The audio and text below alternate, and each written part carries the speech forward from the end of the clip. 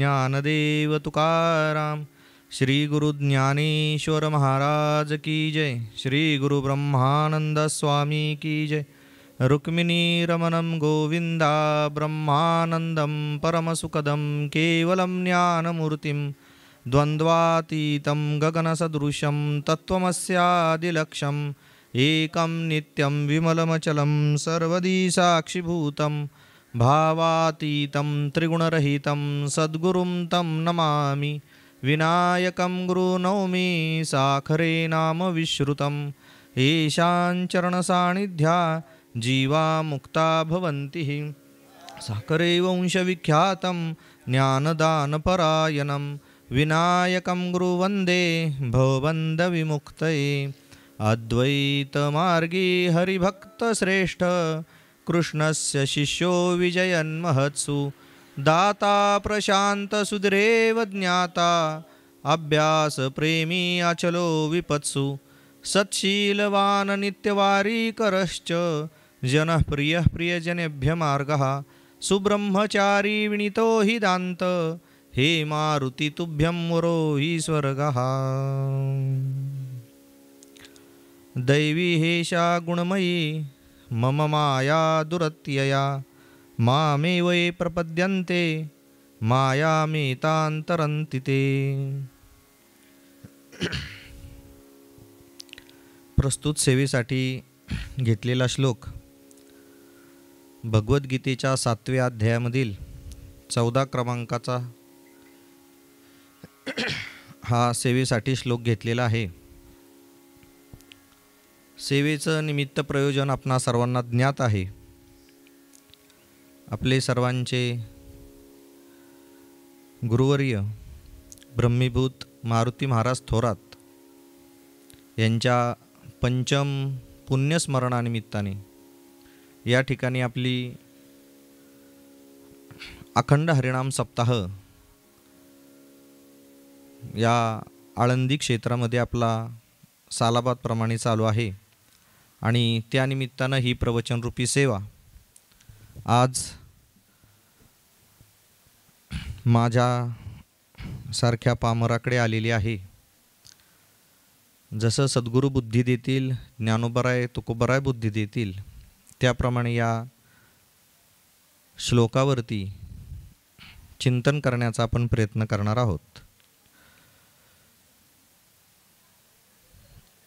या ठिकाणी प्रवचन करण्याचं खरं माझं भाग्य प्राप्त झालं की या पवित्र अशा आळंदी भूमीमध्ये त्याच्यामध्ये आपले गुरुवर्य यांच्या पुण्यस्मरणाच्या निमित्ताने या ठिकाणी प्रवचनरूपी सेवा करायला मिळते. ही खरी आपली भाग्याची किंवा भाग्याचा उदय झाला असं म्हणण्यास हरकत नाही.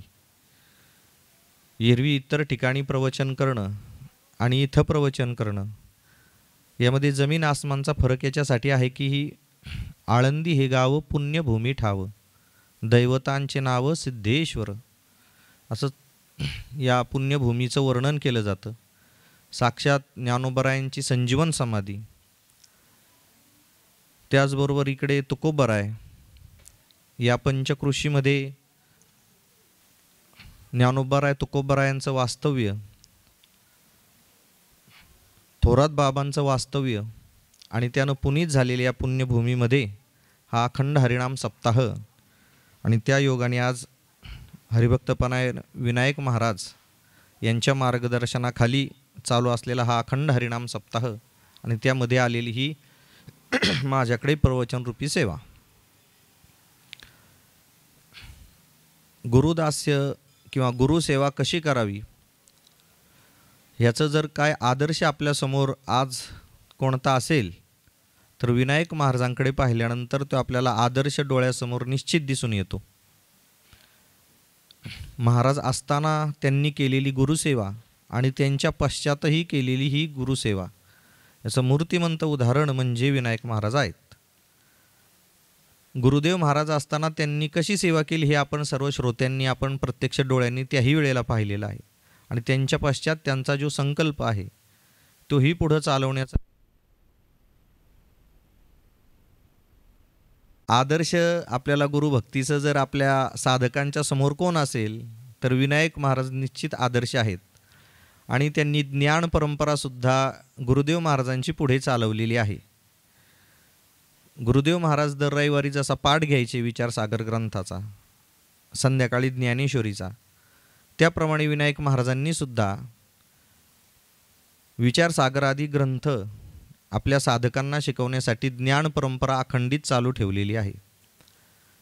म्हणून विनायक महाराजांच्याही चरणी या ठिकाणी नतमस्तक होतो. ब्रह्मविद् गुरुवर्य मारुती महाराज थोरात यांनाही अभिवादन करतो आणि या ठिकाणी प्रवचनरूपी सेवेला प्रारंभ करतो. या ठिकाणी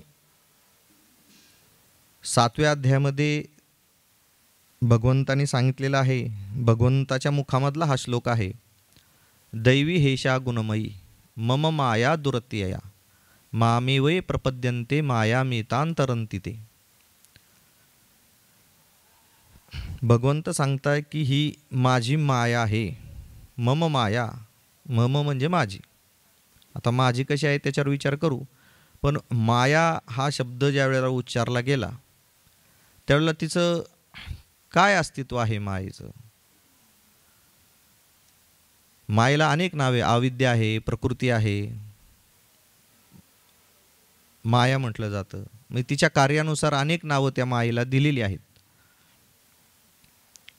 मायेच्या बाबतीमध्ये जर विचार केला तर एकनाथी भागवताच्या सुरुवातीलाच 2ऱ्या अध्यायामध्ये जनक राजांनी नवनारायणांना जे प्रश्न विचारलेले आहेत त्याच्यामध्ये माया म्हणजे काय आहे, ही माया कशी आहे, असा प्रश्न विचारलेला आहे. त्यावेळेला त्या प्रश्नाचं उत्तर देत असताना नवनारायण जे आहेत त्यांनी असं उत्तर सांगितलेलं आहे की राजा म्हणले, तू माया काय हा प्रश्न विचारला, पण तुझा प्रश्न विचारणंच व्यर्थ झालं. म्हणले का व्यर्थ झालं? कारण जो पदार्थ असावं मग त्याच्याविषयी काय सांगावं. म्हणून मायेचं जर त्यांनी सांगितलं की अजातवादाच्या दृष्टीने सांगितलं की वास्तविक ही नाहीच, हे जग झालीची नाही याची वार्ता पुससी काही, प्रपंच एक झाला होता हे तो समूळ मिथ्या वार्ता, पुढे होईल मागुता कदा कल्पांती घडेना, न झाला प्रपंच आहे परब्रह्म अहम सोहम ब्रह्म आकळले. म्हणजे हे जे काय मायेचं कार्य प्रपंच आहे, जगत आहे, हे झालेलंच नाही. अजातवाद असं सांगतो की नाहीच आहे. अजातवादाच्या दृष्टीने पुढे सांगितलेलं आहे विवर्तवाद, परिणामवाद वगैरे.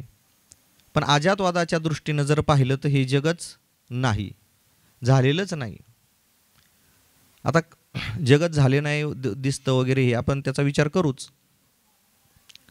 पण जर आपण पाहिलं तर हे ज्यावेळेला यदुराजानं विचारलं तर त्यावेळेला हेच सांगितलेलं आहे की किंवा स्वतः ती माया स्वतः आपल्या मुखाने सांगते, अविद्या येणे नावे मी विद्यमानची नव्हे हे आपुलेनी तोंडे सांगत असे. अविद्या म्हणजे मायेलाच अविद्या म्हटलं जातं ना. ती अविद्या स्वतःच्या मुखाने सांगते मी विद्यमानची नव्हे, मी काय विद्यमान नाहीच आहे. असं कोण सांगते? ती मायाच सांगते. अविद्या येणे नावे मी विद्यमानची नव्हे, अविद्या, म्हणजे नसणे आणि विद्यमान म्हणजे असणे, मी नाही या रूपानं तीच सांगते तिच्या नावातून. म्हणजे काही गोष्टी या नावातून सिद्ध होत असतात.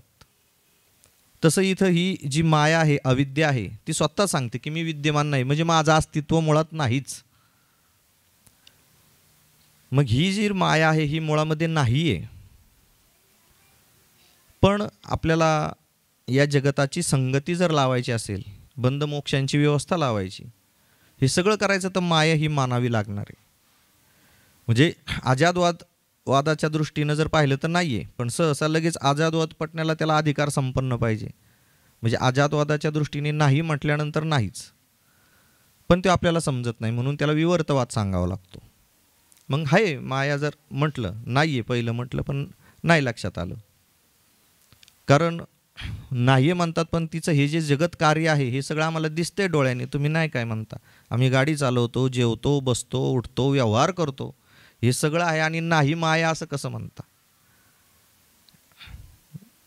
मग त्याला विवर्तवाद सांगितलेला आहे. म्हणजे कशी आहे ते सांगितलं. मग मायेचं लक्षण सांगितलेलं आहे. माया ही कशी आहे? अनादी, अंतवंती असून स्वतःहून विलक्षण अनिर्वचनीय मिथ्या आहे. मग सांगितलं कशी आहे ती. पहिलं नाही आहे, पण आम्हाला दिसतंय तर त्याची काहीतरी वाट लावली पाहिजे ना. मग त्याच्यासाठी सांगितलं ती माया कशी आहे. अनादी आहे, अनादी व अंतवंती असून स्वतःहून विलक्षण अनिर्वचनीय मिथ्या आहे. मग आता याच्यामध्ये अनादी म्हटलेलं आहे मायेला. वेदांत शास्त्राची 6 गृहीतकं आहेत की त्याच्यामध्ये ही अनादी 6 गोष्टींना म्हटलं जातं.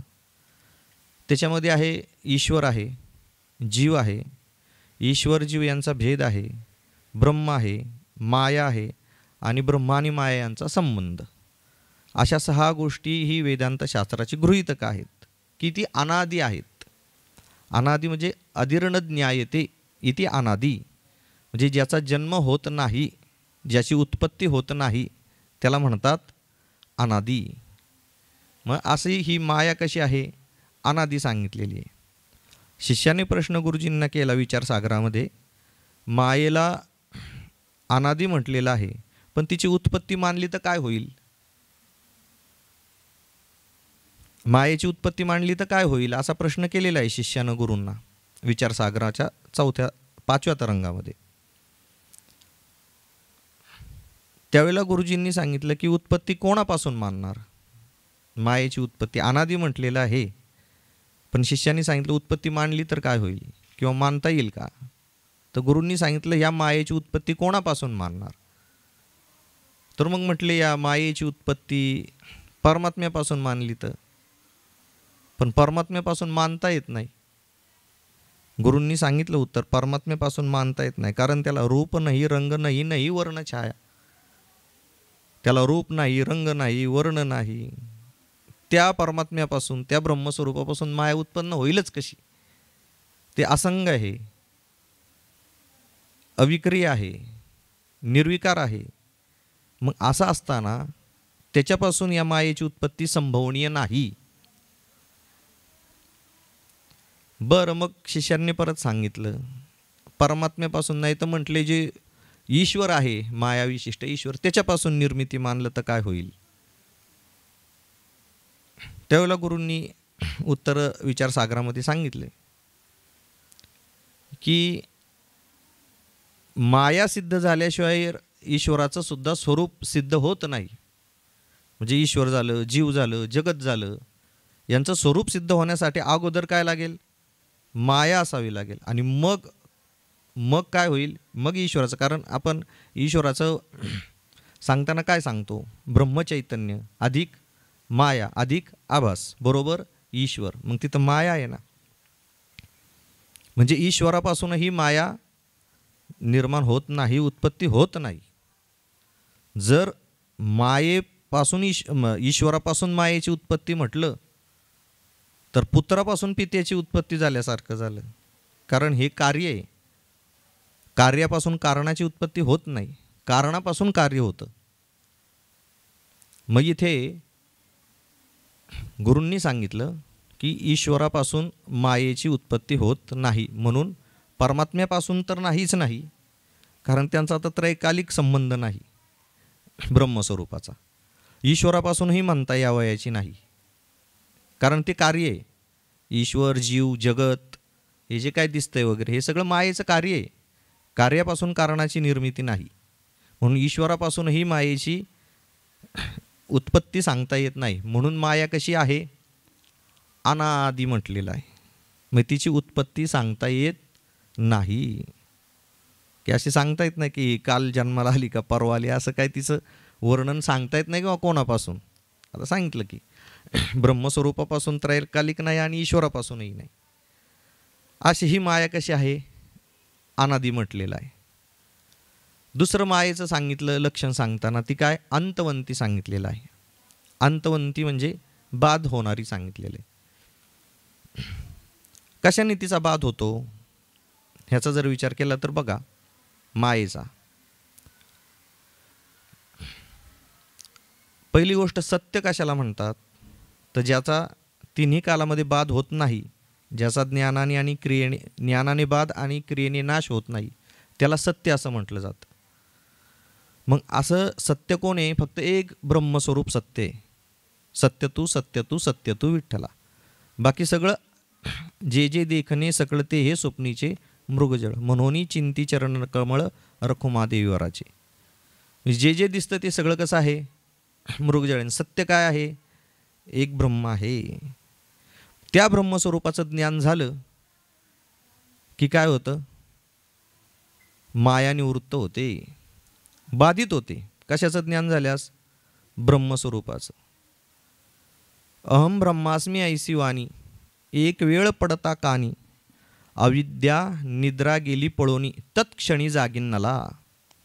स्वस्वरूपाचं ज्ञान झालं की लगेच काय होते? ती बाधित होते, म्हणून ती अंतवंती.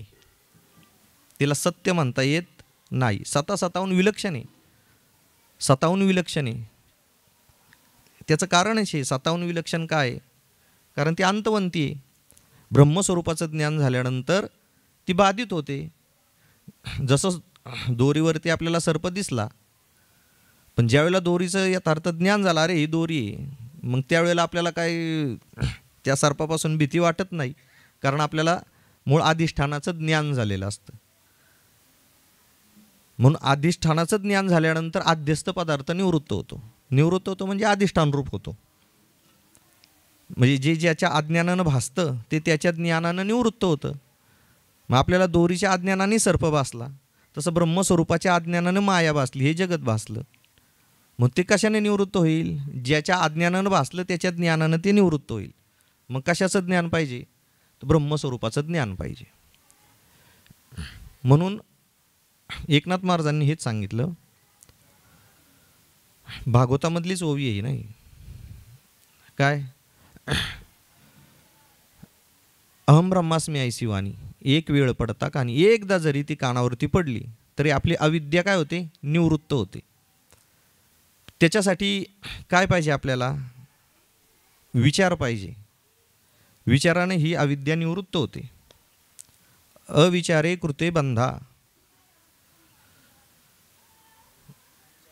विचारे नैव समाप्यते. विचाराने बंध निवृत्त होतो आणि अविचाराने बंध पकडला जातो. म्हणून आपल्याकडे विचार आला पाहिजे. कशाचा विचार आला पाहिजे? सत आणि असताचा विचार आला पाहिजे की सत्य काय आहे आणि असत काय आहे. ज्याला सत आणि असत याचा विचार कळाला त्याच्या दृष्टीने ही माया काय होते? बाधित होते.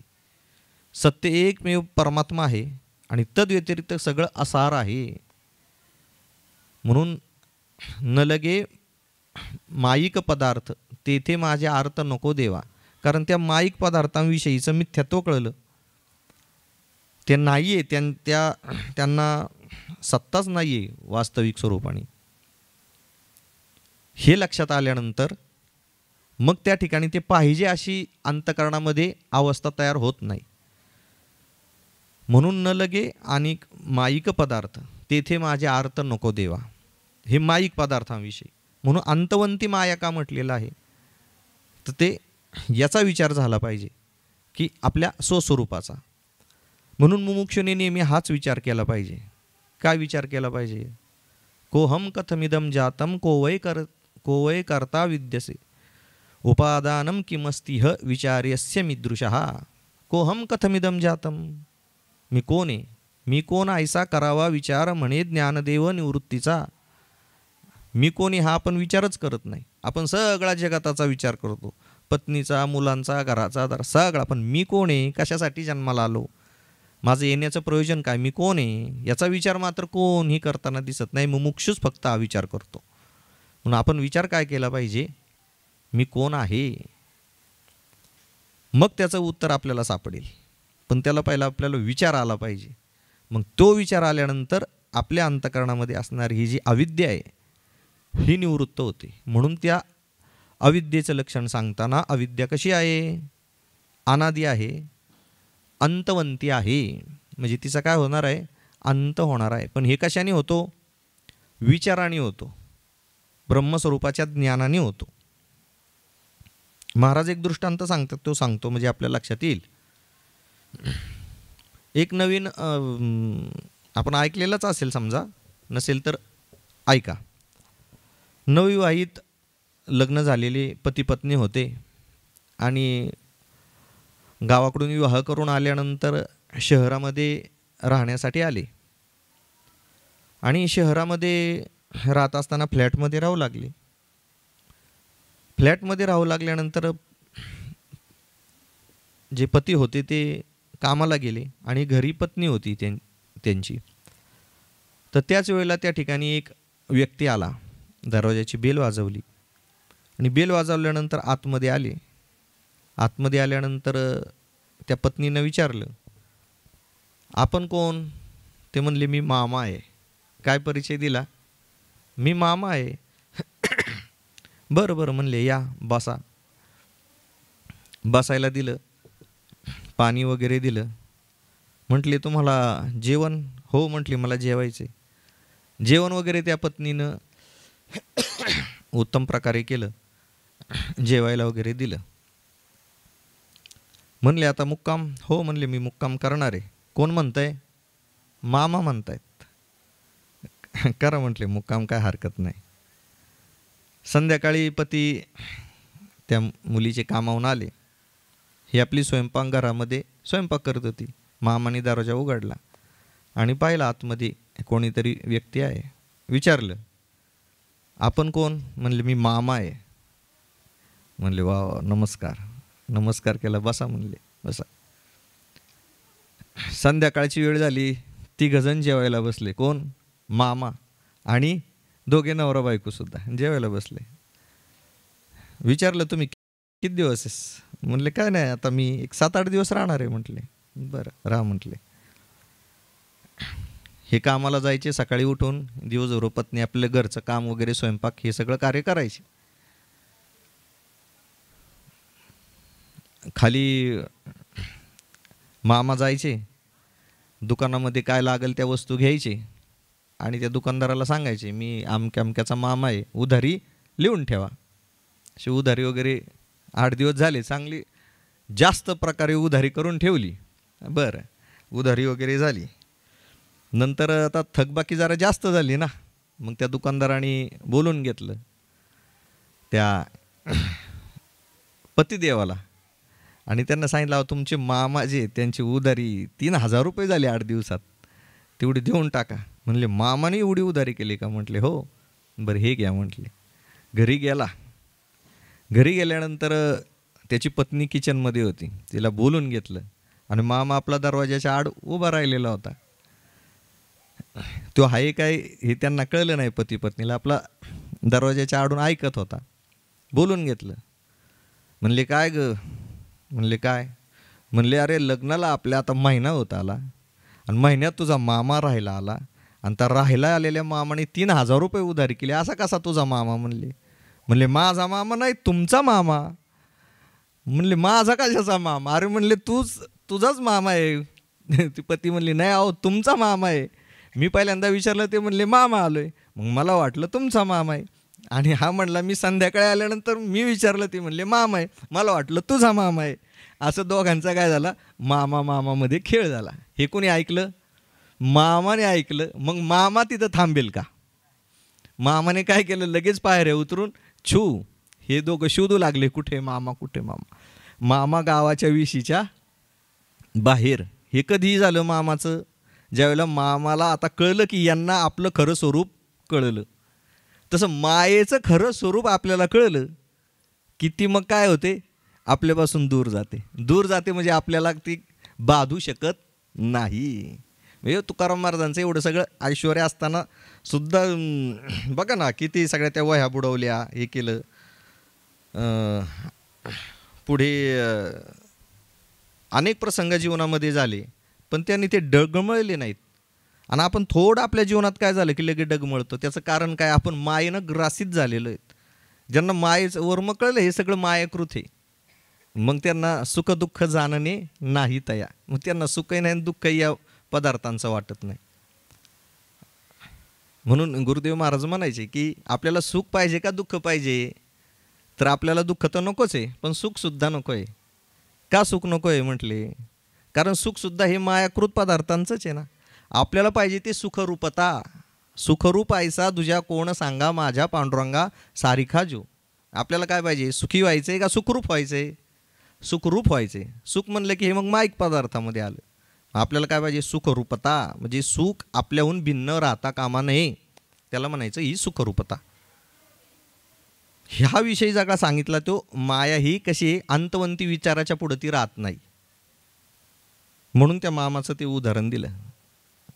तसं आता या माईला एकदा कळलं की याला विचार सागर ग्रंथ झालेला आहे, ज्ञानेश्वरी गाथा भागवत यांचं अध्ययन करतायत, त्याच्यावरती आरूढ राहत आहेत, मग आपल्याला त्या विचारानं मायाकृत पदार्थ बाधत नाहीत. ते असतात काय या जगताचा आपल्याला बाध करायचं म्हणजे काय त्याला मारायचं नाही आहे, ते असतात समोर, सगळे दिसतात, सगळे असतात, पण त्याचा ज्ञात्या पुरुषाचा व्यवहार हा सगळ्या ठिकाणी होत असताना बाधित अंतःकरण वृत्तीने होतो आणि आपला होत असताना सत्य स्वरूपाने व्यवहार होतो.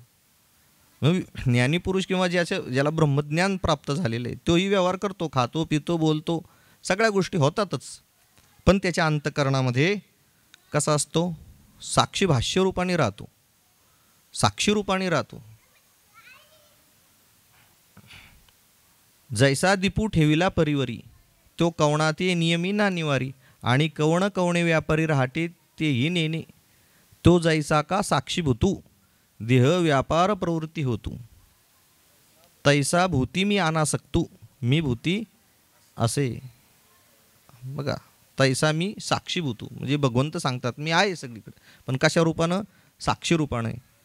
तसं हा ज्ञानी पुरुष जो आहे हा कसा राहतो, साक्षी रूपाने राहतो, सगळे व्यवहार करतो जिथल्या तिथे, पण साक्षी रूपानं करतो. म्हणजे या मायेचे जे कोणत्या गोष्टी आहेत त्या बाधल्या जात नाहीत. आपण प्रमाता रूपाने करतो आणि ती साक्षी रूपानं करतात. म्हणजे महाराज आता त्या दिवशी उदाहरण दिलं, एक नारळ आहे त्याच्यामध्ये चिकटलेला आणि खुल्ला झालेला, म्हणजे ते कवटीला सोडणारा नारळ आणि कवटीला चिटकून धरलेला, ह्याच्यामध्ये फार त्रास कशाला आहे, चिटकून जे आहेत त्यांना आहे. म्हणून इथं चिकटलेला नारळ काढायला आपल्याला कष्ट होतात, तसा खुल्ला झालेला लगेच त्या कवटीला सोडून होतो. तसं आहे. म्हणजे तुकाराम महाराज झालं, सगळे संत झाले, यांच्या बाबतीत जर पाहिले तर हे साक्षी रूपानं राहिलेले आहेत. बरे झाले देवा निघाले दिवाळी, बरे या दुष्काळे पीडा गेली, हे म्हणण्याचं सामर्थ्य आहे का कोणामध्ये? सांगणारी तर व्यासपीठ बसलं, आपलं तरी आहे का? नाही ना. मग बरे झाले देवा निघाले दिवाळी, आपली 10 रुपयाची खिशातली नोट पडली तर प्रवचनावर लक्ष नाही लागत, तर इथं दिवाळी निघाल्यानंतर म्हणणारे काय प्रश्न. म्हणजे हे सगळं जे आहे ते एक ती अंतःकरणाची भूमिकाच तयार झालेली पाहिजे. म्हणजे त्याला परोक्ष ज्ञान तरी किमान त्या ठिकाणी आलं पाहिजे. तर हे सत्संगतीनंच आपल्याला ते घडेल. असो, मायेचं लक्षण सांगत होतो आपण की भगवंत सांगतात दैवी हेशा गुणमयी मम माया, म्हणून मायेवरती सांगत होतो. माया ही अंतवंती, पहिलं अनादी आहे व अंतवंती असून सताहून विलक्षण. तिला सतही म्हणता येत नाही आणि असतही म्हणता येत नाही. सताहून ती कशी आहे, विलक्षण. आत्ता सांगितलं सत का म्हणता येत नाही आणि असत का म्हणता येत नाही. तिला सत म्हणता येत नाही कारण विचारापुढं ती टिकत नाही, आणि असत का म्हणता येत नाही, असत म्हणावी तर हे सगळं तिचं कार्य आम्हाला डोळ्यानं दिसतंय, म्हणून सतही नाही आणि असतही नाही. सताहून विलक्षण अनिर्वचनीय मिथ्या, अशा स्वरूपाची ही काय आहे, माया आहे. मग आता इथे भगवंतांनी सांगितलं दैवी हेशा गुणमयी, ही माया कशी आहे, गुणमयी आहे. तिने हे सगळे जे जगत केलेलं आहे 3 गुणांनी युक्त होऊन केलेलं आहे. अगदी देवा गुणत्रया लाविली, जी हे ब्रह्मदेव, विष्णू, भगवान शंकर हे सुद्धा सत्वरजतम गुण त्यांना देऊन त्यांनी काय केलेलं आहे, त्या मायेनं ते आवरण घातलेलं आहे. म्हणजे मायेचं हे कार्यच आहे, एक आवरण घालणं आणि विक्षेप दाखवणं. आवरण घालतेच ती माया. म्हणजे आवरण घालणं आणि विक्षेप दाखवणं, विक्षेप म्हणजे हे जगतरूपी विक्षेप दाखवते आणि स्वस्वरूपावरती आवरण घालते. म्हणून या स्वस्वरूपाचं ज्ञान झाल्यानंतर आपलं आवरण जाईल आणि जगतरूपी विक्षेप सुद्धा जाईल. म्हणून भगवंत सांगतात दैवी हेशा गुणमयी, हे 3 गुण आहेत तिचे, सत्व रज आणि तम. प्रत्येक ठिकाणी पहा तुम्ही, प्रत्येकाच्या अंतःकरणात हे 3 गुण आहेतच. एखादा गुण अधिक अंशाने असतो, एखादा कमी असतो, पण नाही असं होत नाही. तेथेही 2 गुण खांची ती एक धरी उन्नती. एक आणि सत्वगुण असेल तर रजतम तम हे दबलेले असतात, आणि तमोगुण वरती असेल तर सत्वरज दबलेले असतात.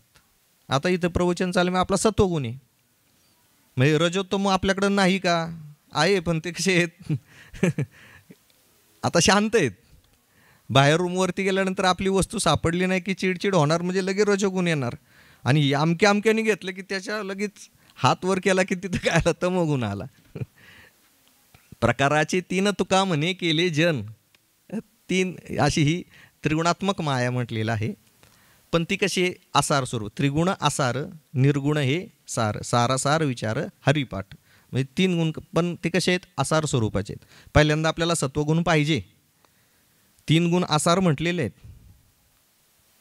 तमोगुण, रजगुण आणि सत्वगुण. पण आपल्याला परमार्थासाठी कोणता गुण पाहिजे, सत्वगुण. सत्वात संजायते ज्ञान. आपल्याला ज्ञानप्राप्तीसाठी पहिल्यांदा सत्वगुण पाहिजे. पण ज्या वेळेला स्वस्वरूपाच्या ठिकाणी एक व्हायचं आहे त्यावेळेला मात्र तो सत्वगुणसुद्धा आपला काय पाहिजे, निवृत्त पाहिजे. म्हणजे त्या सत्वगुणाला सोन्याची बेडी म्हणलेली आहे. मग सोन्याची बेडी काय आणि लोखंडाची बेडी काय, शेवटी ती बेडीच आहे. पण सोन्याची बेडी आपल्याला त्या कार्यापुरती आवश्यक आहे. जसं नवीन लग्न झालेल्या त्या नवरीला घालवण्यासाठी कलवरी येते, त्या कलवरीने किती दिवस थांबायचं, 2 दिवस थांबून त्या पतीबरोबर चांगली ओळख होऊन ती त्या एकदा पतीशी रमण झाली की तिने आपलं परत काय कलवरीने मागं गेलं पाहिजे का नाही. आता तुझ्याबरोबर आले आणि तुझ्याबरोबरच थांबते, मग तिचा संसार होईल का, नाही होणार. या ज्ञानानं ही सत्वगुण म्हणजे कलवरीसारखा आहे, आपल्याला त्या परब्रह्मस्वरूपाला मिळून देणार आहे.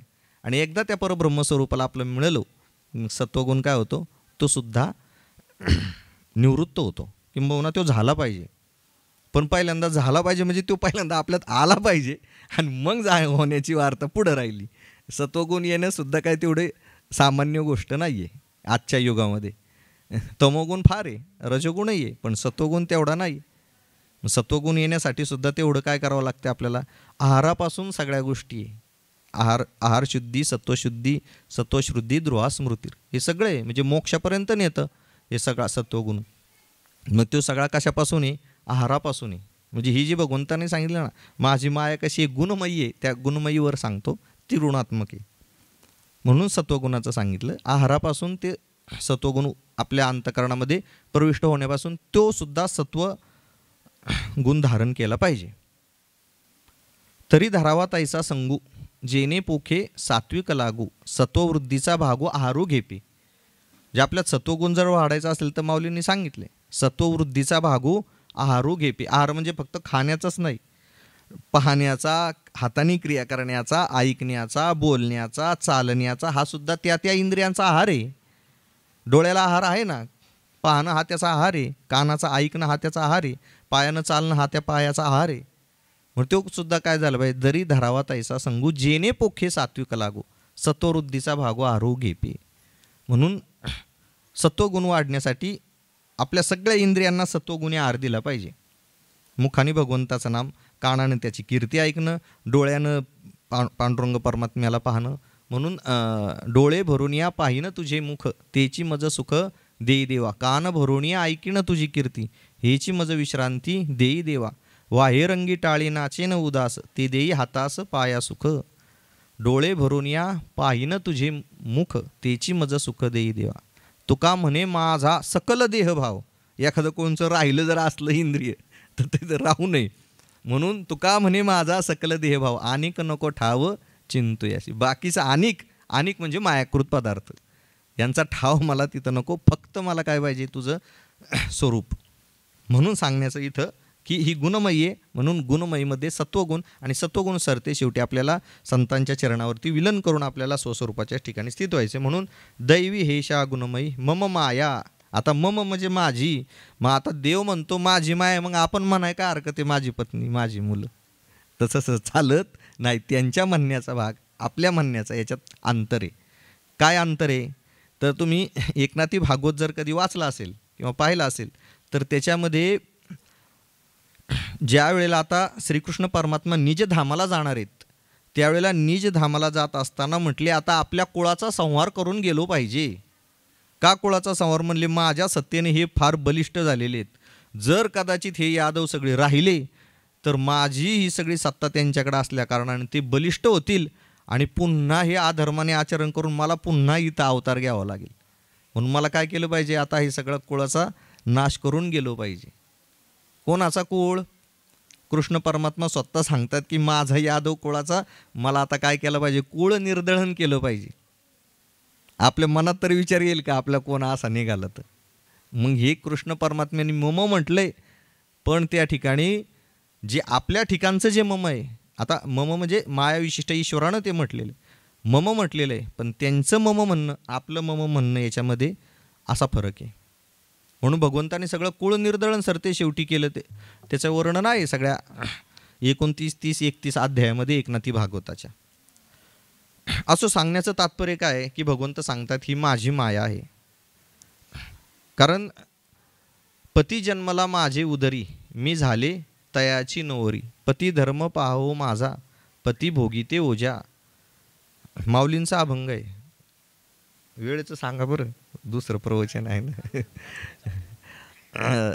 पती जन्मला माझे उदरी, मी झाले तयाची नोवरी. आता पती म्हणजे कोण सांगितलेलं इथं? ही माया बोलते बरं. ज्ञानोबा लिहित आहेत पती जन्मला माझे उदरी, उदरी माझ्या पोटामध्ये त्याचा जन्म झाला आहे पतीचा. पण कोण पती? त्या परब्रह्माला तिनं काय केलं, ईश्वर भाव आणला. म्हणजे काय केलं, जन्म दिलेला आहे आणि नंतर पुन्हा तीच माया त्यांची काय झालेली आहे, पत्नी झालेली आहे. पती जन्मला माझे उदरी, मी झाले तयाची नोवरी. नंतर मी नोवरी झाली त्यांची. कोणाची? त्या ईश्वराची. आणि मग हा सगळा जगडंबर त्या मायेनं तयार केलेला. या कारणे मी पिता, महत ब्रह्म हे माता, अपत्य पंडुसुता जगडंबरू. मग हे सगळं काय झाली, ही सृष्टी झालेली. एकट्या स्त्रीलाही पुत्रप्राप्ती होत नाही आणि एका पतीलाही पुत्रप्राप्ती होत नाही. दोघांचा संयोग, मग पुढं जगत कार्य आहे. तसं ईश्वराची ही सत्ता घेऊन माया काय करते, या सगळ्या जगताचं प्रसवन करते. म्हणून तिला प्रकृती असं म्हटलेलं आहे. म्हणून इथं सांगितलं की मम माया, म्हणजे अशी कशी आहे ती भगवंताची माया आहे. दुरतिया, पण ती तरुण जाणं कसं आहे तेवढं सामान्य गोष्ट नाही. माया तरणं म्हणजे काय बस तलावात पोहण्यासारखं नाही म्हणले. काय रे, नाचे उडे माया करी कौतिक, नाशिवंत सुखे साच केली. माया अशी करते की ही जी नाशवंत पदार्थ आहेत, जे नाशवंत सुख आहे, ते सत्य स्वरूपानं दाखवून अशी ही करायला होते, नाचवते.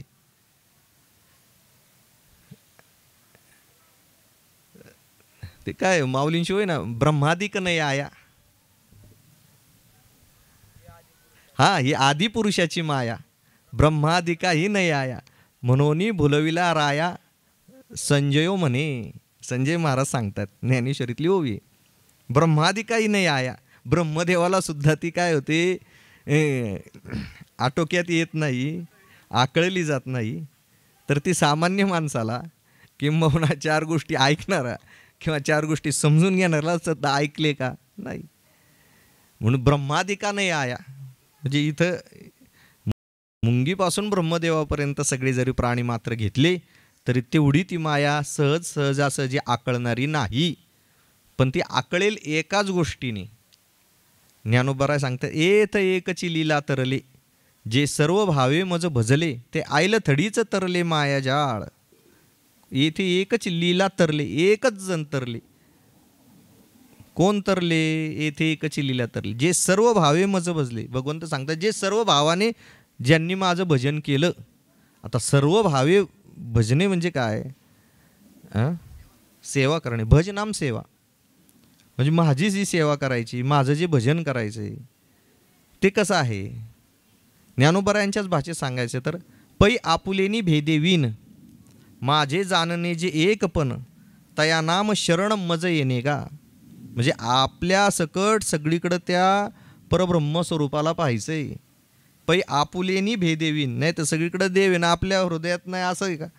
आपल्या सकट सगळीकडे पाहिजे. नाही तर ते सांगतात ना 10 जण मोजा, हे सगळे 9च भरतात, परत मोजले 9च भर. आपण स्वतः जो मोजणार आहे त्यांनी त्याला पण धरलं पाहिजे ना. म्हणे ते नाही का 10वा तू आहेस हे सांगितलं जातं. म्हणजे तू सुद्धा ब्रह्मस्वरूप आहे अशी विचारधारणा मनात आली तर म्हणजे काय होईल, त्या ठिकाणी ही माया जी आहे ही दुरत्य आहे, तर आपल्याला तिचं आकळता येईल, पलीकडे जाता येईल. त्याच्यासाठी कोणाचा धावा केला पाहिजे? जी माया ज्याच्या आश्रित आहे त्याचाच धावा केला पाहिजे. कारण ही माया परमात्म्याच्या आश्रित आहे. आता ते स्वाश्रया स्वविषय असा बराच विस्तार त्याच्यातही आहे की ती माया स्वाश्रय आहे, स्वविषय आहे. म्हणजे राहते त्या भगवंताच्या आश्रित पण जागते मात्र त्यालाच. त्याला आपलं उदाहरण व्यवहारातलं आहेच. मोतीबिंदू कोणाच्या आश्रयाने राहतो? डोळ्याच्या आश्रयाने. जागतो कोणाला? डोळ्यालाच जागतो. काय म्हणले डॉक्टर के गेले, अहो मला मोतीबिंदू झाला दिसत नाही. मग तो कुठं कानात असतो, डोक्यात असतो का? तो डोळ्यातच असतो. राहतो डोळ्याच्याच आश्रयाने, जागतो डोळ्यालाच. तसं ही माया स्व आश्रय आणि स्वविषय आहे. म्हणजे राहते त्या ब्रह्मस्वरूपाच्याच आश्रयाने, मात्र त्यालाच आपल्याला आकलन करून देत नाही. एवढं सामर्थ्यवान ती माया आहे. मग ती सहजासशी उल्लंघन होत नाही. पुढे माऊलींनी बऱ्याच सोयी दिल्या. एक स्वयं बुद्धीच्या बाहेरी घाले त्याची शुद्धीची नाही. म्हणजे अशा स्वतःच्या सामर्थ्याने काही जण निघाले, काही जप तपाच्या सामर्थ्याने निघाले, पण तेवढं ते माया तरुण जाणं सहज शक्य होत नाही. पण त्याला एकच आहे. कशाने? एक म्हणजे भगवंताचं नामस्मरण किंवा भगवंताची शरणागती. महाराज त्याला दृष्टांत देतात की कोणी एखादा मोठा माणूस आहे आणि त्याच्या बंगल्यावरती आपल्याला जायचं आहे. बाहेर लिहिलेलं असतं कुत्र्यापासून सावध राहा. आपण गेल्यानंतर गेटवरती ते काय होतं, लगेच आपलं तोंड वासून ते कुत्रा जो आहे तो आपल्याला भुंकायला सुरुवात करतो. मग मालकाला आपण आवाज देतो बाहेरून, अहो अमुक अमुक शेठ मी आलेलो आहे, ते कुत्रा जरा सांभाळा तर मला आत येता येईल. मग तो मालक बाहेर आल्यानंतर काय करतो, त्या टॉमीला सांगतो शांत बस. मग ते आपलं गप बसतं. मग जो आपण आलेलो आहे ते आपण आत सहज जातो. ते कुत्रा आपलं शेपटीसुद्धा तिथं हलवत असतं, पण आपल्याला काही करत नाही, कारण मालकाने त्याला काय सांगितलेलं असतं, शांत बस. तसं आपल्याला ही माया नाचवते, अनेक गोष्टी करायला लावते, अगदी नको नको त्या करायला लावते. पण या ठिकाणी जर आपण त्या मालकाचा धावा केला, ती ज्याच्या आश्रिती, म्हणजे तुकाराम महाराजांनी सांगितलं, शेंदरी हेंदरी दैवते कोणती पूजे भूते केते आपल्या पोटा जे रडते शीते मागती अवदान. अशा देवांचं नाही सांगितलेलं. ही काय माया त्यांच्या आश्रित नाही आहे. शेंदरी हेंदरी त्यांच्या आश्रित नाही, त्या कोणाच्या आश्रित आहे? त्या परमात्म्याच्या आश्रित आहे. पांडुरंग परमात्म्याच्या आश्रित आहे. त्या ज्याच्या आश्रित आहे त्यालाच आपण भजलं पाहिजे. मग त्यांना न भासता आपण अन्य ठिकाणी भाव धरतो, म्हणून ती माया आकळली जात नाही. म्हणून इथं दुरत्य म्हणले म्हणजे येथे एकची लीला तरले जे सर्व भावे मज भजले. ते आईला थडीचं तरले. आईला थडी म्हणजे अलीकडच्याच काठावरती ते तरून गेले का? कारण तत्वतः वास्तविक दृष्टीने परमार्थिक दृष्टीने ती नदी नाहीच आहे, म्हणून ते अलीकडेच तरले. अलीकडे तरले म्हणजे ती माया नावाची जी नदी आहे ती त्या ज्ञानी पुरुषांना किंवा जो मला भक्त शरण आलाय त्याच्या दृष्टीने ती राहतच नाही. मग ती राहत नाही म्हटल्यानंतर अलीकडेच तरले माया जाळ. ते अलीकडेच तर त्यांना काय असं पोहून पलीकडे जायची गरज पडत नाही. ते अलीकडेच ते मुक्त स्वरूपामध्ये होऊन जातात. म्हणून मम माया दुरतेया मामेव ये प्रपद्यन्ते माया मेतान तरंतिते. तरंतिते म्हणजे हे तरुण जातात. मग तेच तरणार जे भगवंताला शरण जाणार. मग भगवंताला शरण जाण्याचे अनेक जे मार्ग सांगितलेले आहेत योग याग विधी जप तप अनेक अनेक. पण ज्ञानोबरायाने सांगितले नाना साधनांच्या केल्या खटपटा, त्या तुझ्या न पवती दारवंटा, जाणो जाता जाणीव घाली आडफाटा. अनेक अनेक साधनं जी सांगितलेली आहेत भगवंताच्या प्राप्तीची, त्या अनेक प्राप्तीच्या साधनांचा जर विचार केला तर ही साधनं तुझ्या दरवाजापर्यंत सुद्धा आता कलियुगामध्ये नेऊ शकत नाही. आता 2च मिनटं घेतो, थांबतो. अनेक साधनं सांगितलेली आहेत, पण भागवतामध्ये श्लोक आहे, कृताध्यायतो विष्णू त्रेतायाम यजतो मुखे, द्वापारे परिचर्यानाम कलोत हरिकीर्तनात. म्हणजे कलियुगामध्ये काय हरिकीर्तन सांगितलेले आहे. बाकीची जी साधनं आहेत ती साधनं भगवंताच्या प्राप्तीची नाहीत का? मग आहेत, पण त्याचा असा आहे, आमचे देवकर माऊलींनी त्याला एक दृष्टांत दिला होता. म्हटली बाकीची साधनं आहेत पण ती कशी आहे पहा. आपण गोळी घेतो पण त्याच्यावरती काय लिहिलेलं असतं मागे, एक्सपायरी डेट म्हणजे समाप्तीची दिनांक. आणि फार महागाची गोळी तरी आपण ती घेऊ का एक्सपायर झाल्यानंतर? बरं घेतली तर तिचा आपल्याला गुण येईल का? उलट झाला तर काय होईल, साईड इफेक्ट. एक्सपायरी झालेल्या गोळी जर आपण घेतली, डोकं दुखतं एक्सपायरी झाली 4 महिन्यापूर्वी, आणि तीच गोळी जर आपण घेतली तर त्या गोळीने डोकं दुखायचं राहील का साईड इफेक्ट होईल? त्याचा साईड इफेक्ट होईल, कारण ती काय झाली, गोळी डोकेदुखी बंद होण्याचीच आहे पण तिची काय झाली, एक्सपायरी झाली. तसं कलियुगामध्ये अनेक अनेक साधनं जर पाहिली तर ती सध्याला एक्सपायर झालेली आहेत. एक्सपायर म्हणजे आता तुम्ही जर होम करायचं म्हणलं तर शुद्ध स्वरूपाचं देशी गाईचं तूप आणणार का? इथं खायला मिळायला मुश्किल. शुद्ध सगळ्यामध्ये भेसळ झालेली, मग कसा होम करणार, कशा प्रकारची शुद्धता ठेवणार? म्हणून ही सगळी जी साधनं आहेत भगवत प्राप्तीचीच, पण कली न घडे साधन, त्याला महाराजांचंच हे प्रमाणे, अवघ्या वाटा झाल्या क्षीण कली न घडे साधन. अवघ्या वाटा झाल्या क्षीण, क्षीण झाल्या म्हणजे एक्सपायर झाल्या, आता त्यांचं सामर्थ्य चालत नाही. अवघ्या वाटा झाल्या क्षीण कली न घडे साधन, हे साधनं घडत नाही. म्हणून भगवंताचं नामस्मरण करणं आणि भगवंताची शरणागती करणं. म्हणून माया मेतान तरंती ते, एक दिवस निश्चित आपला असा येऊ की आपण या मायानगरीतून आपली अंतःकरणवृत्ती निश्चित स्वरूपानं बाहेर आलेली असेल. पण ती कधी? आम्ही अंतःकरणामध्ये भगवंताचं ध्यान धरलं, भगवंताचा नामजप मुखावाटी जर धरला तर निश्चित स्वरूपानं आपण ही माया निश्चित तरून जाऊ. आणि विशेष म्हणजे आपण श्रीगुरूंच्या सानिध्यात आहोत, तो माया तरणार नाही असं मनात सुद्धा आणायचं नाही. निश्चित आज ना उद्या, आज ना उद्या निश्चित स्वरूपानं आपण या भवसागरातून तरून जाऊ. कारण आपल्याला आता सद्गुरू प्राप्त आहेत आणि सद्गुरूंचं फक्त आपलं कर्तव्य की त्यांचे चरण सोडायचे नाही, ही जबाबदारी आपल्यावरती. बस मग आपलं निश्चित स्वरूपाने आपल्याला सद्गुरू या भवसागरातून तारतील. ज्ञानेश्वरी, भागवत, गाथा, विचारसागर आदी ग्रंथ त्यांच्याकडं आपण अध्ययन करू. म्हणून जसं भगवंतानी या विषयावरती बुद्धी दिली चिंतन करण्याची, तसं चिंतन या ठिकाणी केलेलं आहे. झालेली सेवा ज्ञानोबराय तुकोबरायांच्या चरणी समर्पित करून, गुरुवर्य थोरात महाराजांच्या चरणी, हरिभक्तपरायण विनायक महाराजांच्या चरणी ही सेवा समर्पित करतो. विनायक महाराजांचं खरं आमच्यावरती फार अनंत उपकार आहेत. कारण शिष्यामध्ये जी लक्षणं 3ऱ्या तरंगामध्ये सांगितलीत, तर त्याच्यावरून आम्ही शिष्याची लक्षणं आमच्या अंतःकरणात आम्हाला दिसून आलेली नाहीत, पण ती आणण्याचा प्रयत्न करूयात. आणि अशी शिष्याची लक्षणं नसतानासुद्धा आमच्या गुणदोषांसह महाराज आम्हाला शिकवतात. आणि आज ना उद्या ती गुणदोष निवृत्ती आमची होईल असा प्रयत्न त्यांच्या कृपा आशीर्वादाने आम्ही निश्चित करू. म्हणून विनायक महाराजांनी गुरुवर्य थोरात महाराजांनंतर आम्हाला ज्ञानदानाचं कार्य केलेलं आहे. कारण